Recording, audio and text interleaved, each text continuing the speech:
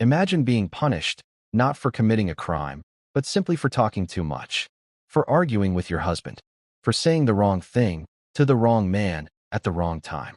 In medieval Europe, women didn't need to break the law to be broken by it. A sharp tongue could end your dignity.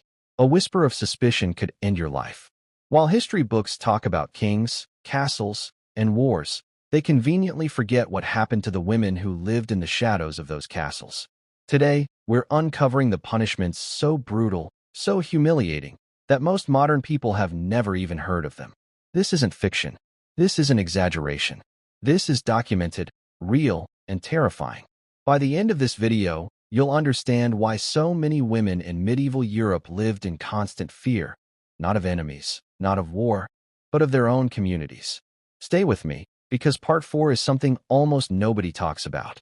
Let's start with something called the Scold's Bridle. The name sounds almost gentle. It wasn't. This was an iron cage, locked completely around a woman's head and face. Inside it, a metal plate, sometimes with spikes, was forced directly onto the tongue. Why? Because this device was used to punish women who were considered too talkative, argumentative, or disrespectful toward men. A woman accused of nagging her husband, gossiping, or simply speaking out of turn could be locked into this device and paraded through the streets. Villagers would gather to watch. Some would throw rotten food. Others would laugh. The woman couldn't speak, couldn't defend herself, couldn't even cry out in pain without the spikes cutting into her tongue. This wasn't a rare punishment used once or twice. It was used for centuries across England and parts of Europe. And the most disturbing part? It wasn't always the courts who decided this punishment. Sometimes, it was the husband. Next, imagine being tied to a wooden chair, attached to a long wooden arm, like a seesaw, and then repeatedly plunged underwater in front of a cheering crowd. This was called the ducking stool, and it was used almost exclusively on women. The official reason? Disturbing the peace. But in reality, it was used against women who argued too loudly, who were accused of being shrews, or who simply embarrassed a man in public. The woman would be strapped down, lifted into the air, and dropped into a river or pond, again and again, while the crowd watched and laughed. Some women survived with nothing but humiliation. Others didn't survive at all.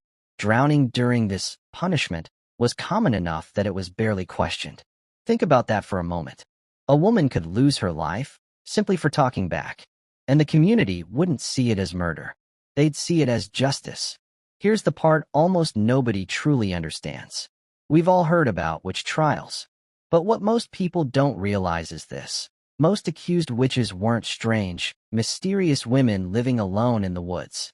They were ordinary women, midwives, widows, healers, women who simply knew too much about herbs, childbirth, or medicine, knowledge that threatened male doctors and church authority. Once accused, a woman had almost no way to prove her innocence. If she cried during questioning, that was proof of guilt. If she didn't cry, that was proof, too, because witches supposedly couldn't produce real tears. Confessions were often forced through sleep deprivation, starvation, or torture devices designed specifically for this purpose. And once convicted, burning, hanging, drowning.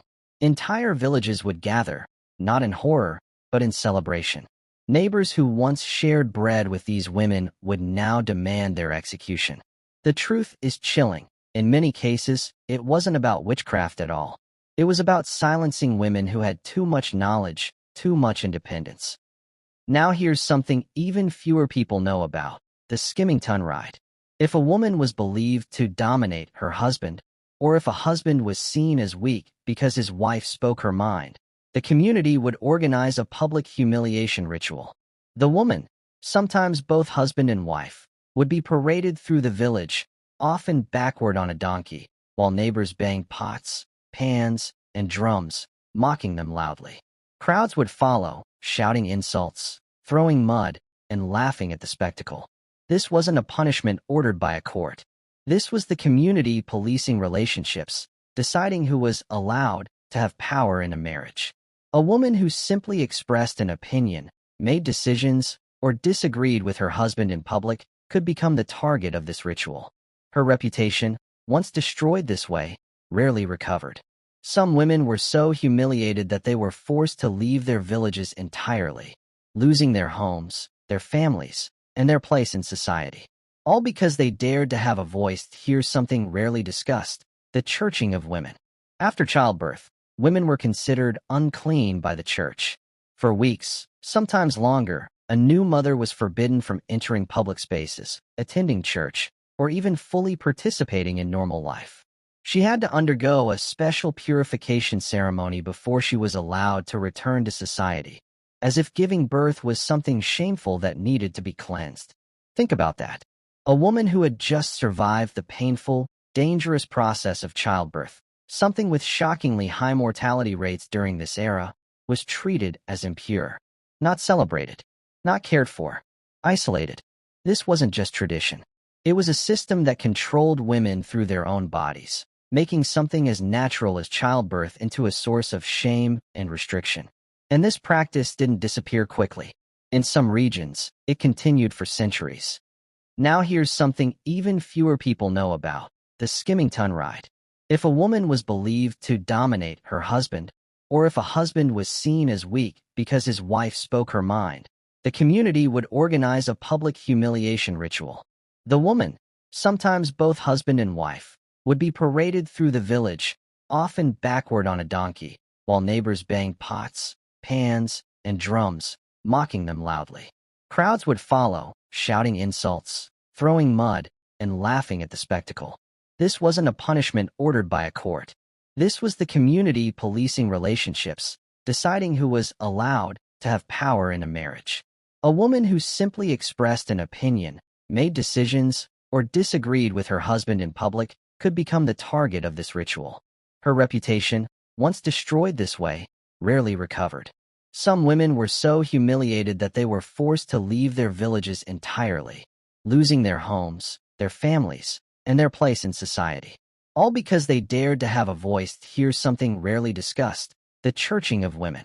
After childbirth, women were considered unclean by the church. For weeks, sometimes longer, a new mother was forbidden from entering public spaces, attending church, or even fully participating in normal life. She had to undergo a special purification ceremony before she was allowed to return to society, as if giving birth was something shameful that needed to be cleansed. Think about that.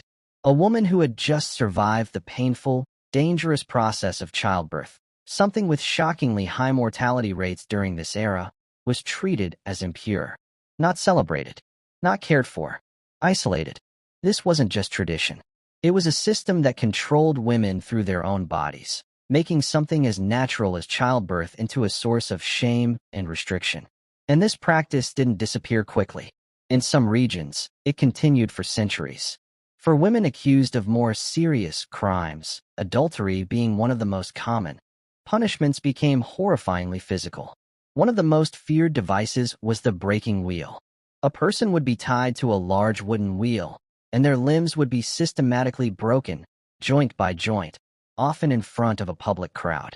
While this device was used on men too, women accused of adultery faced something men almost never did: execution for what was considered a private, personal matter. A man's infidelity might be ignored, even expected, but a woman's infidelity? That could mean public execution. The double standard wasn't subtle, it was written into law. Women were held to impossible standards of purity, while men faced almost no consequences for the same actions. And when a woman was punished this way, it wasn't treated as cruelty. It was treated as necessary, a warning to every other woman watching, that her body, her choices, and her life belonged to someone else. Now here's something that will completely change how you see medieval history. You've probably heard of the chastity belt, a metal device supposedly locked onto women to prevent infidelity while their husbands were away at war. Almost every history show mentions it. Almost every documentary shows one in a museum. Here's the truth. Most historians now agree these devices were not widely used during the medieval period at all. Many of the chastity belts displayed in museums today were actually created centuries later, often during the Victorian era, as either jokes, hoaxes, or symbolic objects meant to represent control over women, not literal devices women were forced to wear. So why does this myth persist? because it fits a story we've been told, that medieval men obsessively controlled women's bodies through physical devices. The real story is even more disturbing. They didn't need metal locks. They had laws, religion, public shaming, and social systems that controlled women. For women who were considered difficult, rebellious, or simply inconvenient to powerful families, there was another option: the convent. Not as a place of faith and devotion, but as a prison.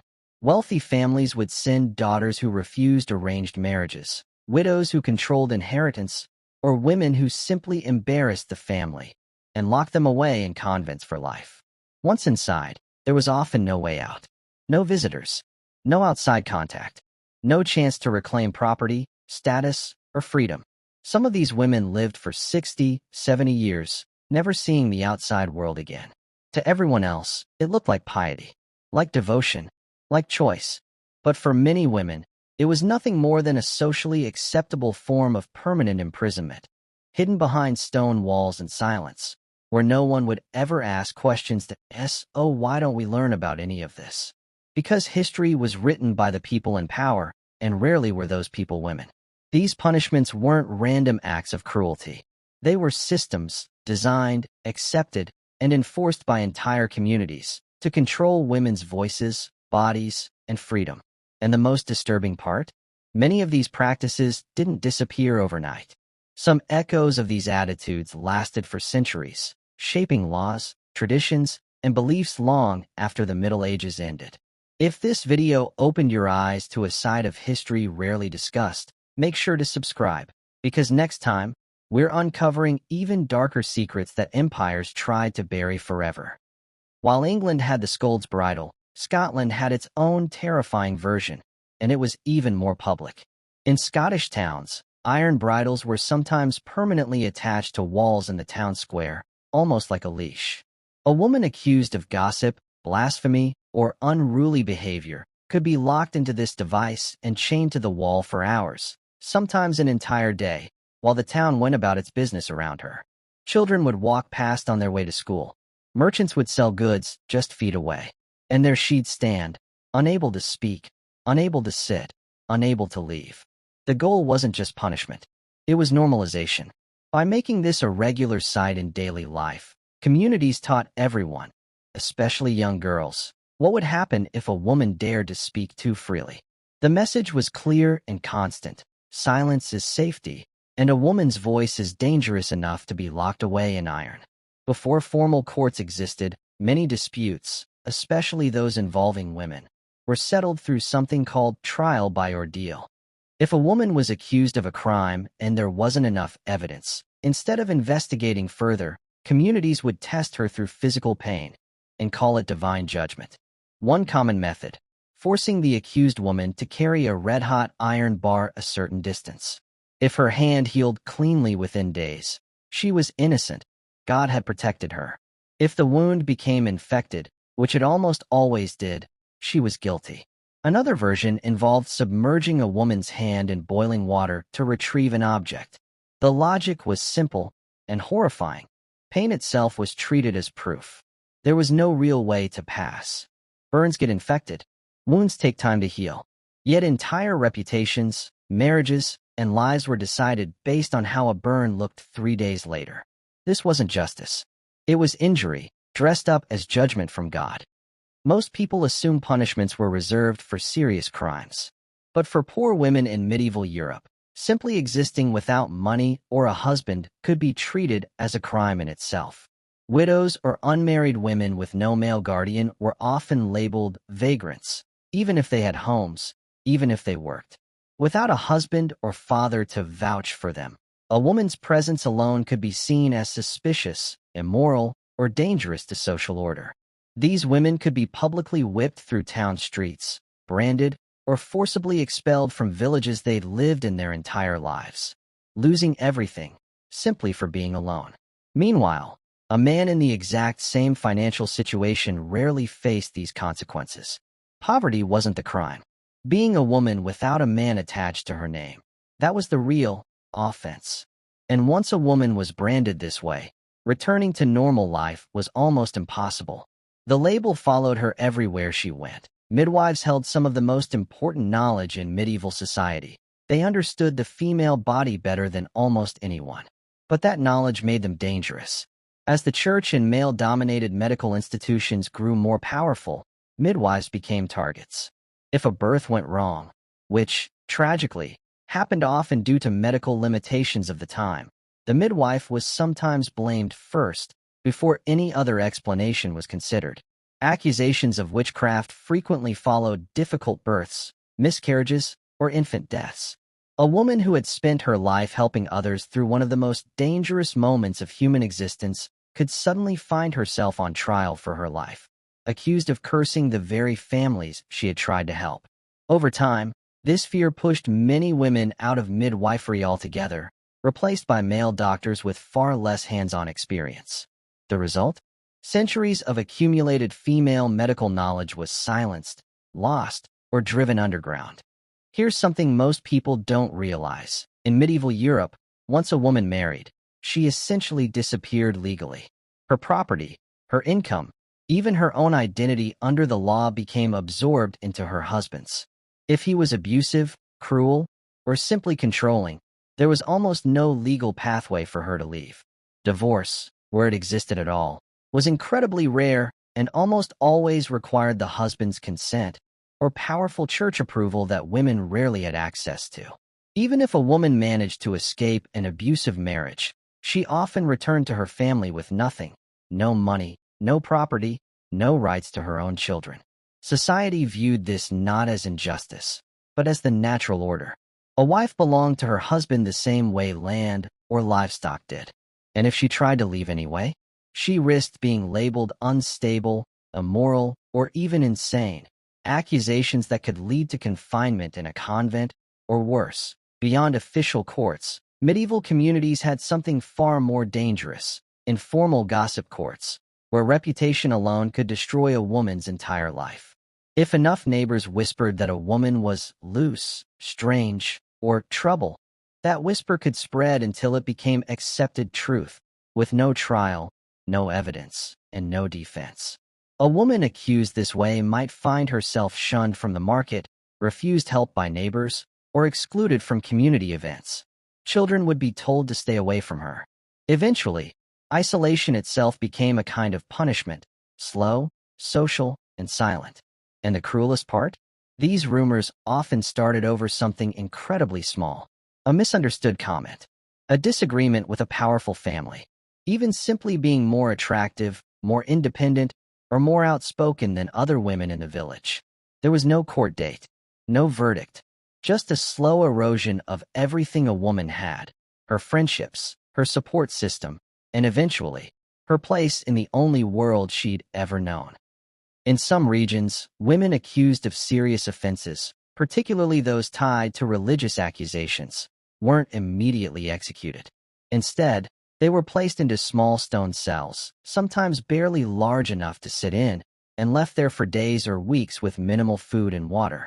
Officially, this was called a waiting trial. In reality, for many women, it became the punishment itself. Cold, darkness, hunger, and isolation broke people down, physically and mentally, long before any formal judgment was made. Some women confessed to crimes they never committed simply to escape these conditions, even knowing a confession might lead to execution. Death, for some, felt more bearable than continuing in that cell. What's chilling is how casually this was treated, not as torture, but as a normal part of the legal process. No one questioned it, because the suffering happened quietly, behind stone walls, where no crowd could see, and where no one was listening. When crops failed, plague spread, or a village suffered unexplained tragedy, medieval communities desperately searched for a reason, and often, that reason became a woman. An elderly widow living alone. A woman who had recently argued with a neighbor. A healer whose remedies hadn't worked. These women became easy targets when fear and desperation took over a community. It didn't matter that disease spread through poor sanitation or that crops failed due to weather. What mattered was that people needed someone to blame, and blaming an unexplainable disaster on natural causes offered no satisfaction. Blaming a woman did. Once blamed, these women faced violence not from courts, but from terrified neighbors acting on their own. Homes were burned, animals killed. Sometimes, the woman herself didn't survive the night. And afterward, life simply continued. No investigation. No consequences for those responsible. Because in the eyes of the village, justice had already been served. For noble families, daughters were often viewed less as individuals and more as tools, used to form alliances, settle debts, or secure political advantages through arranged marriages. A girl as young as 12 or 13 could be promised to a man decades older, with no say in the decision whatsoever. If she resisted, refused, or tried to escape this arrangement, the consequences weren't just emotional, they were severe. Some families locked rebellious daughters away until they agreed. Others used public shame, isolation, or even physical punishment to enforce compliance. Love, attraction, or personal happiness weren't considered factors at all. Marriage was a transaction, and the woman was the currency. Many of these girls spent their entire lives in households with husbands they never chose, families they didn't know, and futures decided before they were even old enough to understand what was happening to them. Their feelings simply didn't factor into the equation, not once. After everything we've covered, one question remains. Why does any of this still matter today? Because these weren't isolated incidents. They were systems, built over centuries, reinforced by law, religion, and tradition, designed to control women through fear, shame, and silence. And systems don't disappear overnight just because the century changes. Many of the attitudes behind these punishments, that a woman's voice is dangerous, that her body belongs to someone else, that her worth depends on her silence, didn't vanish with the Middle Ages. They evolved. They quieted. But traces remained for generations afterward, shaping laws and expectations long after the torture devices were put away. Understanding this history isn't about dwelling on the past. It's about recognizing how deeply these patterns were built into society, and how recently many of them were still being challenged. If this video made you see history differently, subscribe, because the deepest secrets empires